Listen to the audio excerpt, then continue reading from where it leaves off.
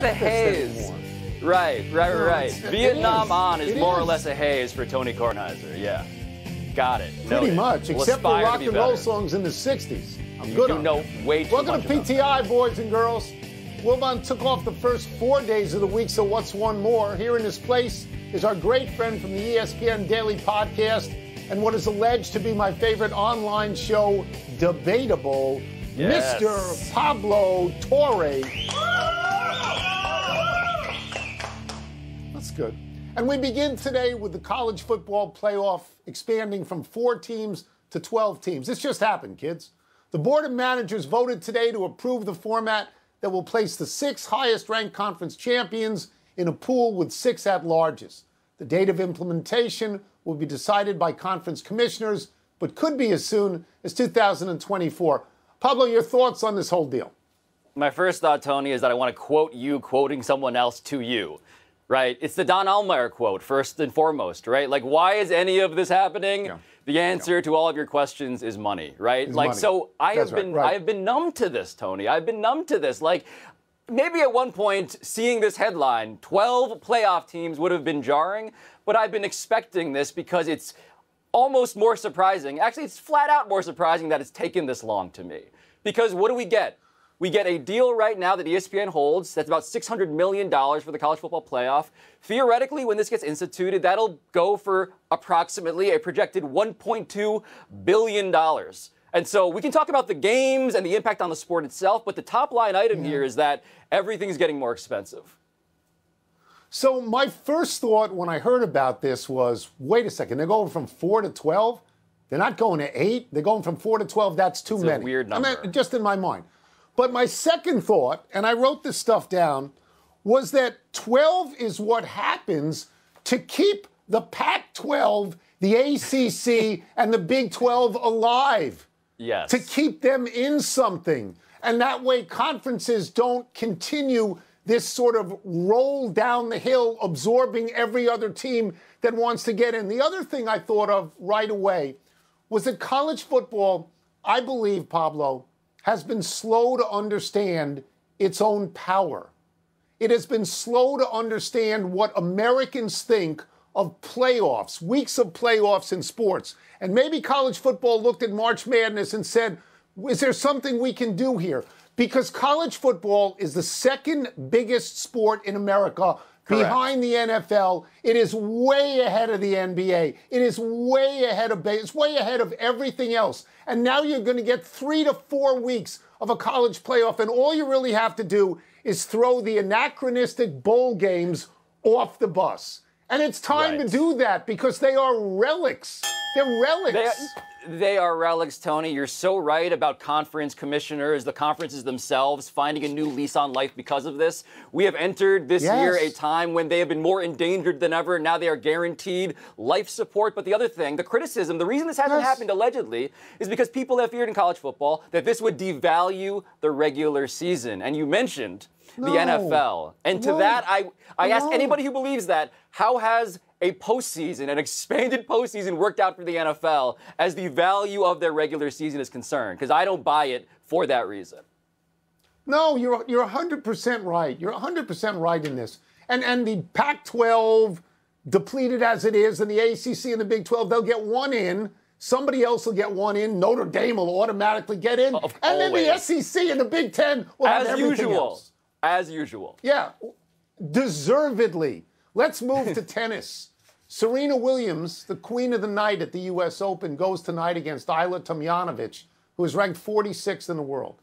Rafael Nadal went last night, and after dropping the first set, as he did in the first round, came back to beat his old nemesis Fabio Fognini in 4 sets, as he did in the first round, 4 sets. Pablo, looking forward, in whom are you more confident to make it through the long weekend? I did not expect to be saying Serena as the answer to this question, but I believe it's Serena, Tony. And I say that because I watched Nadal, and I called my friend who is a Nadal superfan, Ezra Edelman, and I asked him, what did Nadal look like to you? And what he told me, Tony, as a superfan of this man, is that he looked as bad as I have ever seen him. And that's not even counting the bloody nose and the racket hitting him in the face and all of that. It's because that abdominal muscle, which he tore, I believe, 2 months ago, still looks like it's bothering him. His serve does not look like it's the same. His movement does not look the same. And so Nadal, to me, we said it before yesterday, right? Great valor in the attempt, but he is currently looking like a shell of himself, even if he won this match. Okay, I'm going to agree with you about Serena. I used the phrase the other day, the Serena effect. I'm going to use it again. She makes us able to believe in anything being possible. She packs that room with 25,000 people, however it is, who are there to cheer for everybody except her opponent. Okay? And the reason, and what's going to happen to Tomljanovic is what happened the other night. She is going to be emotionally devastated by the fact that every single person there wants Serena to win and will cheer for her when she makes a mistake. Serena can get to the quarters, I believe, without having to play a seeded person. And every time she goes out there, she's not who she was, but every time she goes out there, she gets a little closer to form. I disagree with you on Nadal. I think Nadal is going to be fine. And not because he's trying to recapture anything like Serena is, but because so far this year he's been the best tennis player in the world. He won the Australian Open. Djokovic had been thrown out of the country. He won the French, and I think he beat Djokovic on the way. He got to the semis in Wimbledon. You're right about the torn muscles, his abdominal torn muscles. But I'm not afraid that he's going to drop the first set to Richard Gasquet. I just don't think he's going to drop 3. I don't. So, and I will continue just for a second to tell people how lucky they are if they go to these matches, because they're seeing 2 of the greatest players of all time. Some will say the 2 greatest all time. I won't say that, but they are great players. No, there's a plausible case that we are watching 2 GOATs at the same time. And you're right about Nadal this year, Tony. 21-0 in Grand Slam matches. I just believe that he's looking slower and slower, and regression comes for his mean. But Serena, one more thing. The fact that she lost with Venus in doubles last night, I think is a boon to her. Exactly, a boon for this quarterfinal run that I expect now after thinking that she was going to lose in the last match. I watched the doubles. It was wonderful to watch. They were just wailing away at the ball, hitting it so hard. It was great. Let's go to golf. The PGA Tour is dark this week, but the Saudi Tour is playing near Boston. Still not on television yet. Phil Mickelson, the biggest get on the Saudi Tour, told Sports Illustrated, quote, "We're just getting started. All players should be appreciative of what LIV is doing. Every player is benefiting," close quote. Pablo, does Mickelson have a point? Tony, he does, and I want to be clear about this. He does when you take this whole conversation out of the context of any of the morality involved with Jamal Khashoggi and their treatment of gay people and all of that stuff. Talking only about the business of golf. The only surprise here from me is that Phil Mickelson is not crowing louder about this. Because he's right.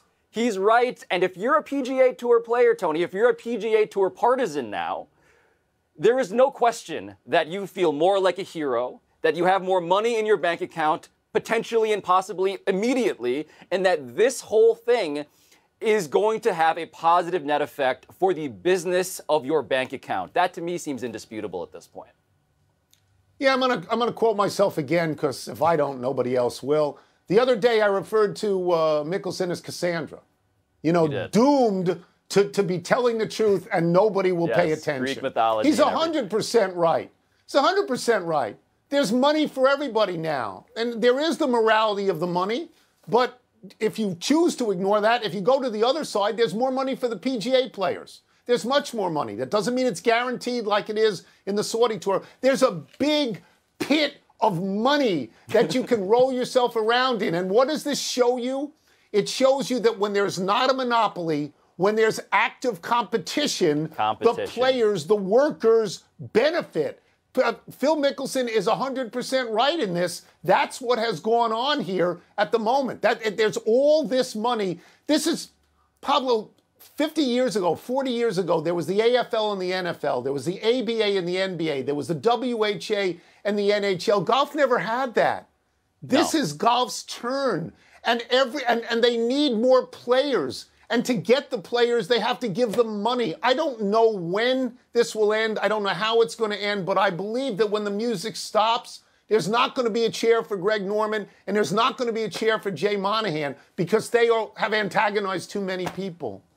No, and what's happening right now, Tony, right? And again, because we're finally at the real core of the story in the eyes of all of these golfers. It has never been about geopolitics. It has always been about golf. That was always embedded in Phil's quote from the beginning. It's the money. It's the quote we started with. The fact is, these other guys who remained and didn't go over to live, they now get to feel, again, heroic, right? So they benefit from this, not only in terms of finance, but in terms of reputation. And that's where the Live Tour players, they can't be loving, obviously, the consequences of this new market.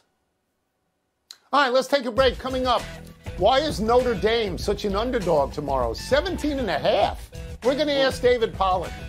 We'll also ask him about Lincoln Riley's debut with USC and also Brian Kelly's, Tony, with LSU.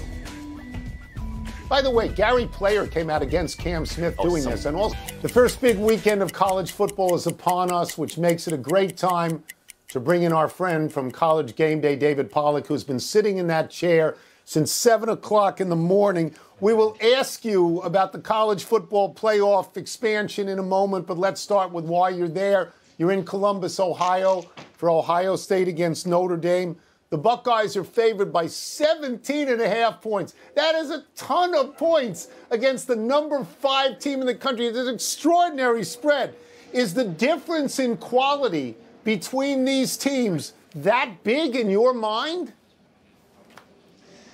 I think it is, Tony, unfortunately. And I say that because I think you got a chance of seeing one of the best offenses in the history of college football. You saw Joe Burrow in 19, set the world on fire. You saw Kyler Murray with Oklahoma. I think this offense has the potential, when you look at it, having a dynamic running back that can take it the distance anytime, having receivers out wide, and a quarterback that was, 44 touchdowns, 6 interceptions his first year in the system. This offense is going to be silly. It's going to be so good. You're playing at home, first game of the season, everybody healthy.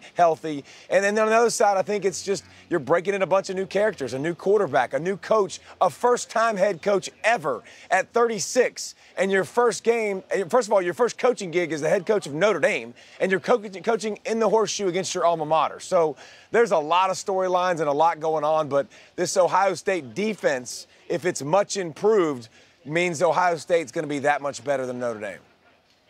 David, Georgia is similarly massively favored over Oregon this weekend. We know you played at home, first game of the season, everybody healthy. And then on the other side, I think it's just you're breaking in a bunch of new characters, a new quarterback, a new coach, a first-time head coach ever at 36. And your first game, first of all, your first coaching gig is the head coach of Notre Dame, and you're coaching in the horseshoe against your alma mater. So there's a lot of storylines and a lot going on, but this Ohio State defense, if it's much improved, means Ohio State's going to be that much better than Notre Dame. David, Georgia is similarly massively favored over Oregon this weekend. We know you played at Georgia. You know the Bulldogs well. What chance do you give the Ducks of upsetting your alma mater? I give Oregon a better chance than I give Notre Dame because here's what I think about Georgia. 15 players got drafted. Not like 4 or 5. 15. 5 first-round picks got drafted just on defense. So I know Georgia's defense is going to be talented. I know they've recruited all these kids, but experience is the best teacher. So I do think they'll give up some plays. Bo Nix being the quarterback for Oregon, I think will be a big deal because Bo Nix has the ability to scramble, make plays, get those first downs, make those plays that aren't scripted happen for you. So Dan Lanning, the new quarterback, or the new coach, for Oregon, where did he come from? He came straight from Georgia. He knows exactly what Todd Monken, the offensive coordinator for Georgia, wants to do in what situations, how he scripts things. So I do give them a chance for that because I think there's a lot of talent with Oregon, and I think a coach with familiarity, and more importantly, Bo Nix, the ability to scramble, and the ability that he's already played against SEC teams. I don't think he'll be shaken or rattled. So Dan Lanning's a notable coaching debut in Oregon. 2 other ones, though, across the country. Lincoln Riley at USC, Brian Kelly at LSU. What is intriguing to you, David, when you look at those 2 guys popping up in new places? Well, I'm intrigued by USC when I see what they're going to be. Listen, I know he went in the transfer portal, and Lincoln Riley got 4,000 kids, and all these kids, all these superstars, and But you know what? If you don't have a line of scrimmage and you're not great there, I want to see how well you do. And I don't know that they're going to be great in both sides of the ball on the line of scrimmage. I'm interested to see the toughness that Lincoln Riley inherited a lot of toughness and physicality from Bob Stoops. The further they got removed from Bob Stoops, you could see some of that go away. You've got to instill that at USC. So I look for them to have receivers and high flying, but I wonder how tough they'll be in the trenches with a tough schedule coming out the gates. And then when I look at Brian Kelly, the standard is national championship. This is simple. Ed Orgeron, who you think what you want about him as a coach, won a championship. Les Miles, think about what you want to think about him as a coach. Both of them out of the coaching profession right now, won championships there. So Brian Kelly is expected to come in and have success. 21 transfers come in. You got your new quarterback. I think Brian Kelly and LSU are sitting in a situation where they should be okay year one. But after that, bro, your expectations are going to go through the roof. All right, we'll get you out of here on this. There is this enormous development that the college football playoff is expanding to 12 teams. It's expanding from 4 to 12 with no stop in between. Boom, 4 to 12. What do you think of this whole thing? I think it's good. The more teams, the better. The more brands that get in the college football playoff, the better. And, Tony, I think the biggest reason why is because how many guys do we see opting out left and right in the middle of the season, towards the end of the season, where bowl games don't matter? Dude, you're going to keep so many people in the hunt. Purdue just lost, week 1 to Penn State. Still in the hunt. West Virginia just lost. Still in the hunt. Do I think it's going to change the landscape of college football in any way, shape, or form? No. The 4 best teams are still going to win. And if you look at a year ago, it would have been fun to do all the different scenarios with Pitt being in and all the teams that we could throw in there and Ohio State being in. I think the best 4 teams would have been still the best 4 teams, and we would have got to see, the same teams win. So I don't think it's going to change the outcome, but more people involved, more players playing, more games for us, the viewer. I think it's going to be a really fun thing for college football. Thank you so much, David. It is always great to have you on the show. Thank you. Thank you, David. Appreciate you guys. College Game Day from Columbus starts at 9 a.m. Eastern Time tomorrow morning. Let's take one last break. Still to come, did Pitt or Penn State have the bigger win last night? And the Boston Celtics, Tony, get some bad news. David Pollack is wonderful. And I'm telling you, he was on at 7 in the morning. Happy time, people. Happy 62nd birthday, Eric Dickerson. The Hall of Fame running back set the record for single-season rush yards in 1984 for the Rams with 2,105. That season, Dickerson averaged 5.6 yards per carry and 131.6 rushing yards per game. Dickerson was a 6-time Pro Bowler, 5th all-time in rushing yards per game, 9th all-time in total rushing yards, 13,259.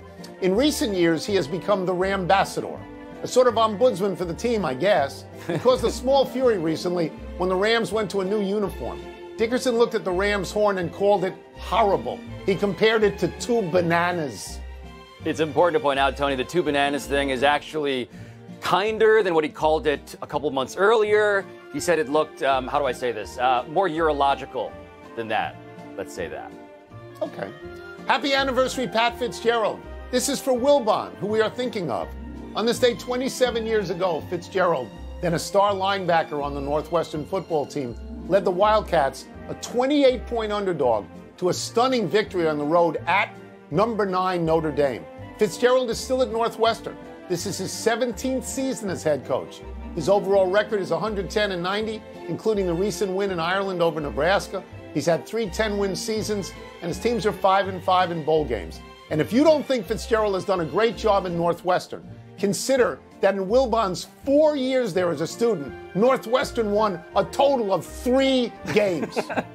Tony, I was texting with Wilbon. Wilbon texted me, actually. He was mad, number one, that I had picked against the Chicago Sky. He was right about that earlier this week. The other thing is, I asked him if he was going to move to Ireland now. He says to me, I'm a desert guy. Love Dublin, but I don't do rain. 300 days a year, exclamation point. So news, maybe someone... Happy trails. Happy trails to this fake punt mid-play.